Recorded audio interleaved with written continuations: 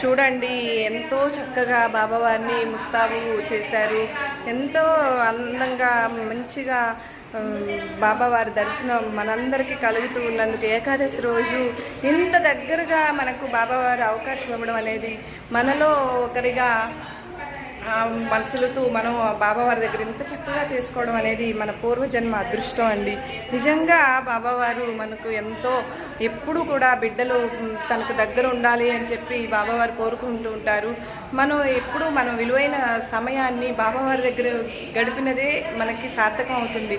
నువ్వు ఎంతసేపు ఎంత టైము చూడండి బాబావారు మనం మాట్లాడుకుంటూ ఉండగానే ఆశీర్వదిస్తూ ఉన్నట్లుగా పువ్వు ఇవ్వడం నాకు చాలా సంతోషాన్ని కలిగించింది ఫ్రెండ్స్.